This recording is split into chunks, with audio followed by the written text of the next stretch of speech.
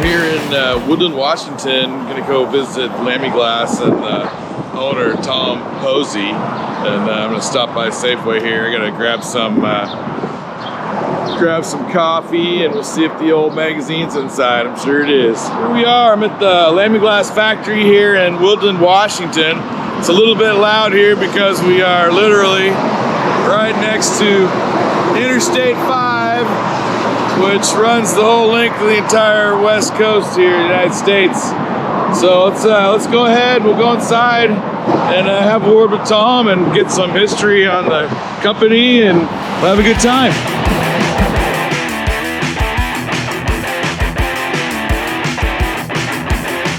Hi, I'm Tony Amato, and I'm here to see Tom. Is he around? Yes, let me take you down. Okay, thanks. That'd be awesome.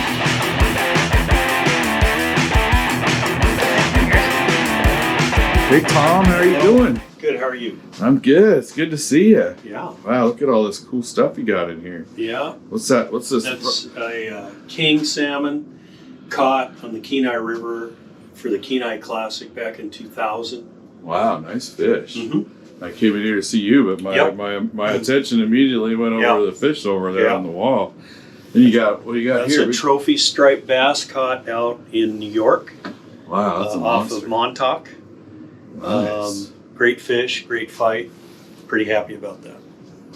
Well, hey, I wanted to thank you for having me out here, Mm-hmm. and we're going to walk around and do a little tour.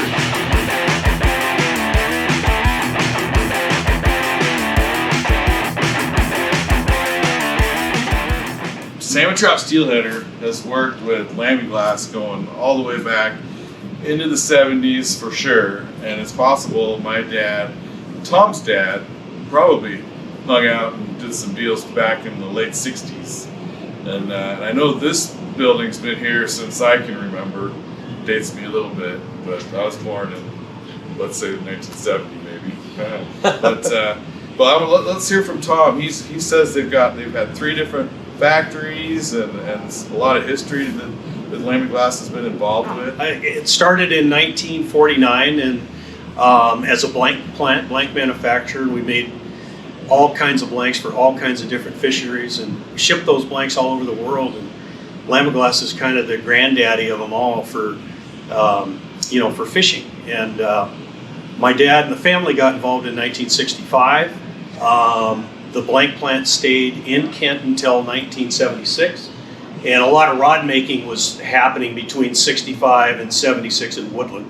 And it was a community up here of rod builders, and it kind of worked out. We'd ship the blanks down, they'd finish them, and then finally we decided to move the blank plant down here to Woodland into this location in 1976 and bring everything together. So it's been great. It's been great being in Woodland and working this whole market. Salmon Trout Steelheader has been a great partner of ours for a really long time, and it's nice to continue that legacy. Well, hey, let's walk around, and we'll go over, show some of the different products Tom has here, because let me tell you, there's a lot to see here. There are so many different rods, it's mind-boggling.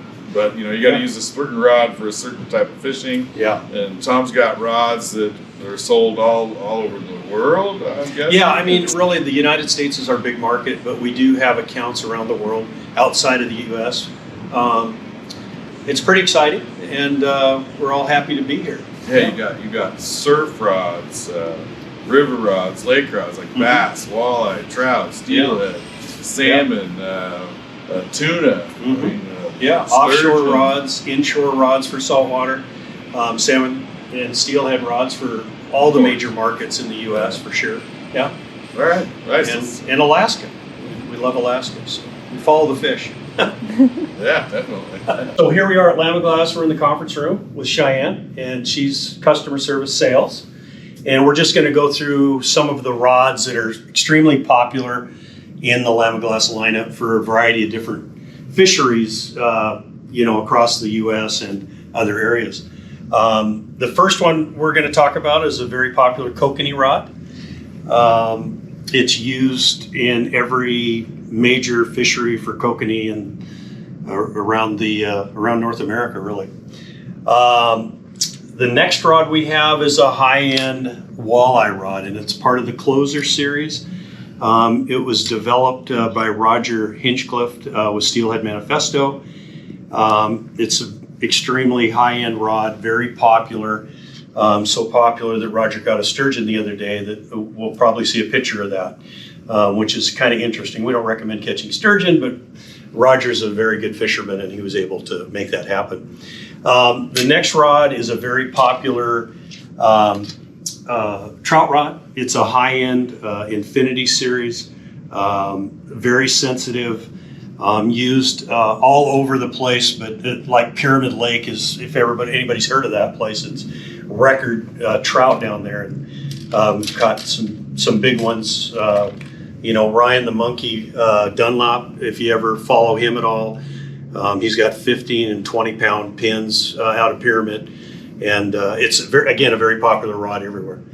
The next rod up is the Triflex V2, used on the East Coast, inshore, for all different types of fish, striped bass, all kinds of different bottom fish out there. That's where it was developed, and it's used on both coasts.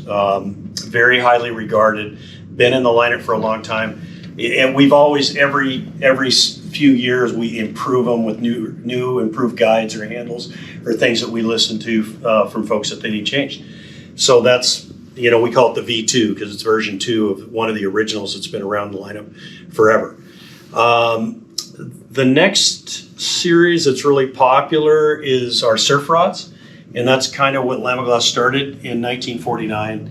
The first blank that was rolled off the assembly line was a surf blank, and we talked about it earlier where these blanks went all over the world, but in the Northeast, Lamiglas is a legacy brand out there. This is the Carbon Surf, which is a medium priced rod that's very popular, that came out a couple years ago. And it's awesome. And the next surf rod is the GSB, if we can turn this around and show you. Sorry. So the GSB is legendary. It was developed, probably 40 years ago for the East Coast. It's the most trusted surf rod in the Montauk, East Coast, all the way down to Florida, both coasts down into California.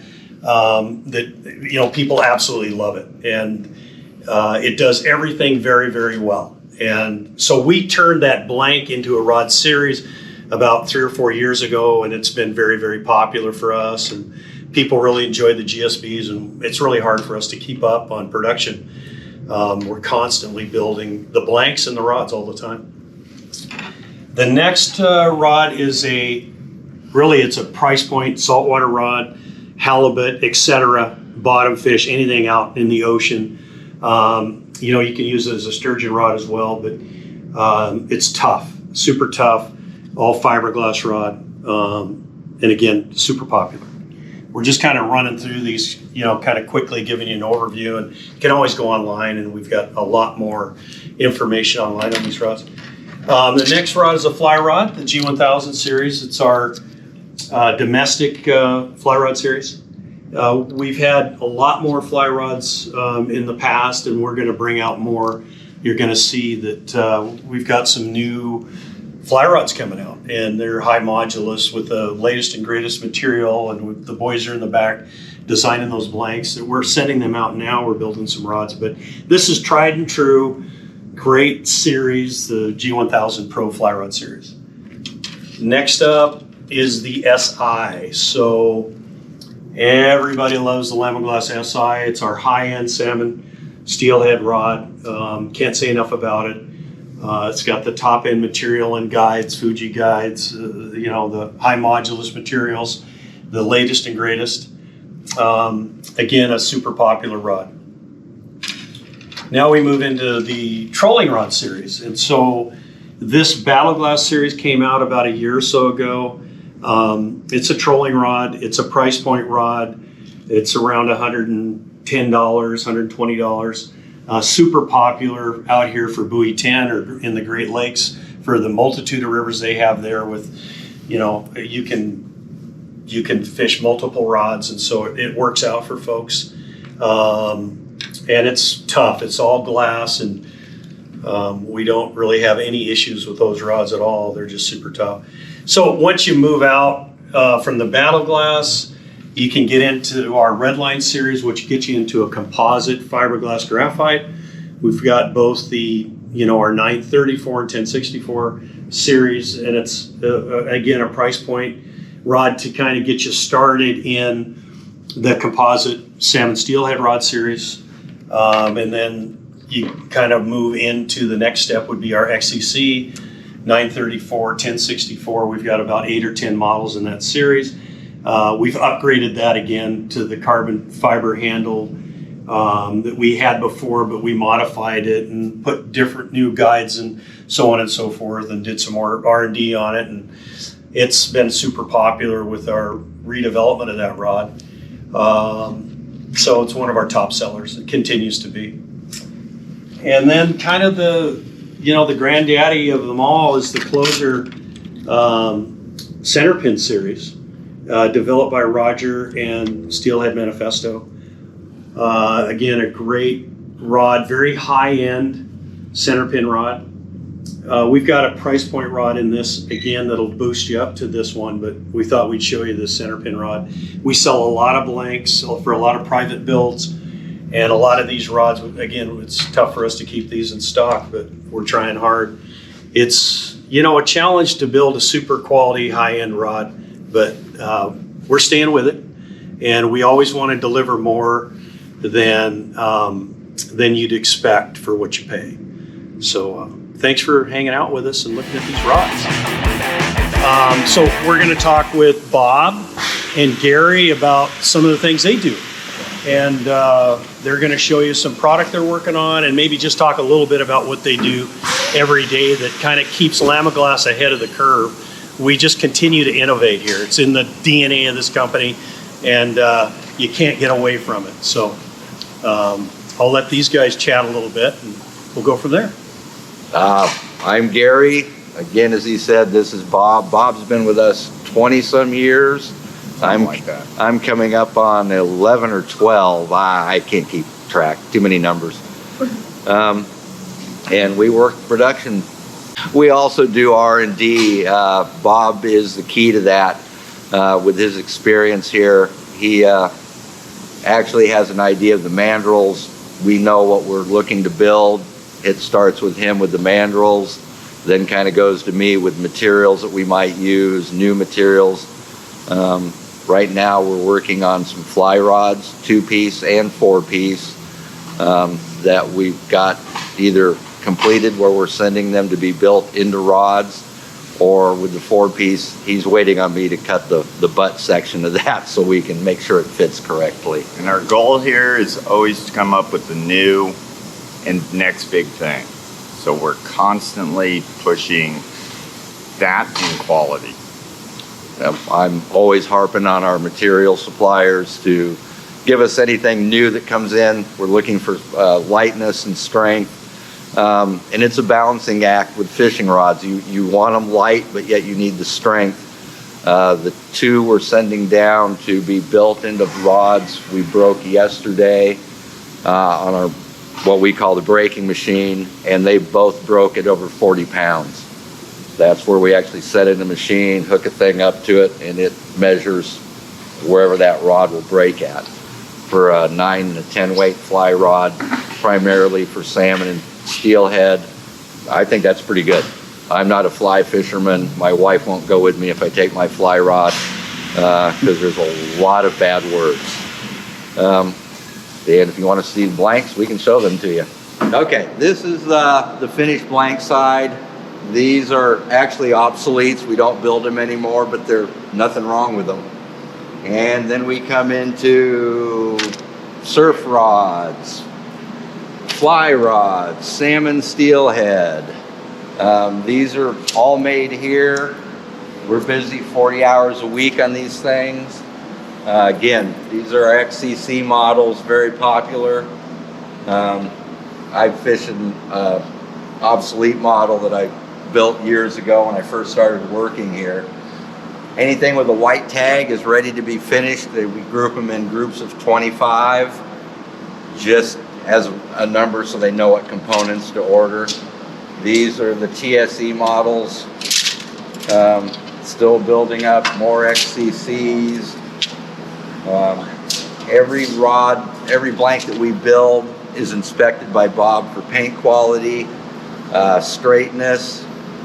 Every tip in one piece I actually put on a board and bend them. People seem to forget that we handcraft everything here. It's touched by all of us. Do mistakes get through? Occasionally, and that's why bending them like we do and him inspecting just is high quality. We want the best product we can put out there in the fisherman's hands. Again, I fish with these things myself, so I don't want my rod breaking one. Got a nice salmon on it. ISSs, SIs, GPs. Again, these were all built with love and tenderness and care to the highest standards. That's why we have just one person who does inspection. We build to his standard. Again, Bob's been here 20 some years, so if he doesn't think it's good, he scraps it. It doesn't go anywhere. It'll get sawed up. Our scrap rate goal is 7% or less, which keeps the boss happy because every step of the process we have costed out, trying to keep the best product at the lowest price for the customer. What would a video at a rod building company be without breaking a rod, or maybe two rods, right? So right here, we've got the machine. Right now, this rod, it's a salmon steelhead rod. It's set to about 1.7 pounds, and it's in the quote-unquote official rod breaking machine here. And so here we go. Let's break the rod.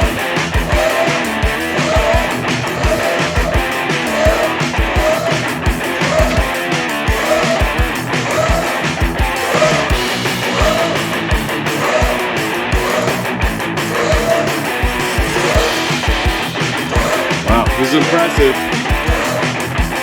Sucker's gonna go any second.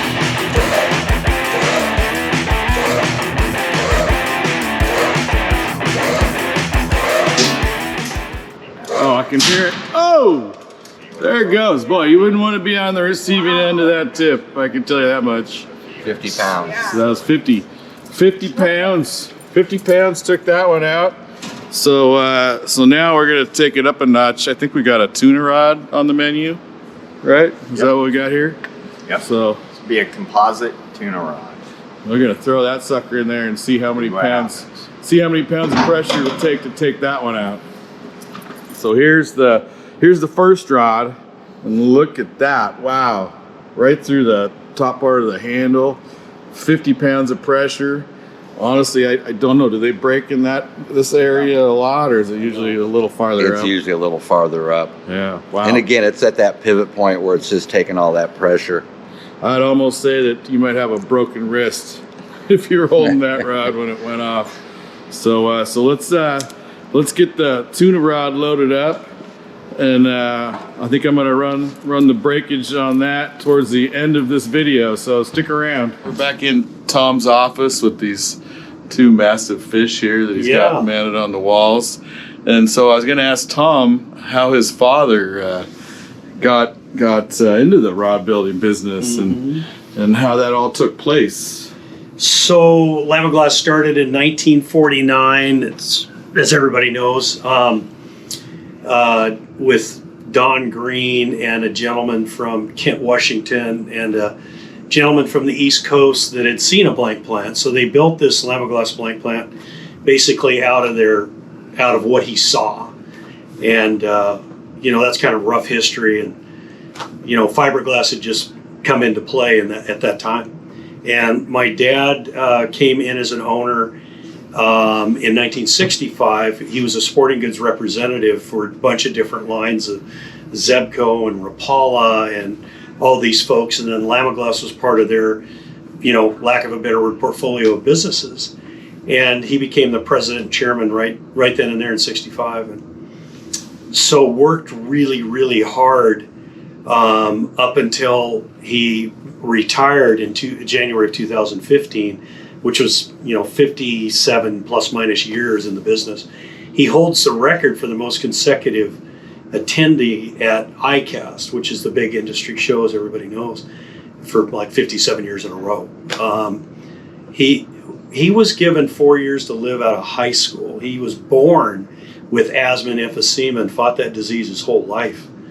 Extraordinary individual. And so when I came in 2014 of October to help run the business, I found out how tough it was and how much work it really was. And I can't imagine under his circumstances what it took to run this thing for 57 years.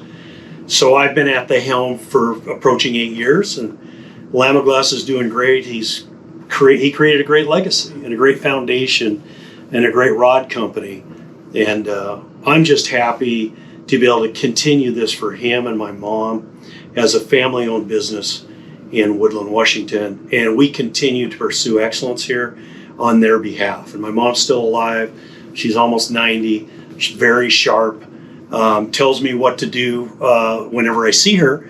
And it's amazing the knowledge that she has about the business without really being involved, other than supporting my dad, going to shows, doing what she did. And it's kind of an amazing story. And I hope you all appreciate it, because we try to do our best here at Lamiglas for our customers. Well, hey, Tom, I want to thank you for having me out here. It's been a great time. Really learned a lot and got to see the facilities. So, hey, how about we go out and break that tuna rod? All right, so we saved the best for last. Everybody's in here excited. We are gonna bust this tuna rod. It's set to 8 pounds right here at the get-go. It is down there in the machine. And here we go.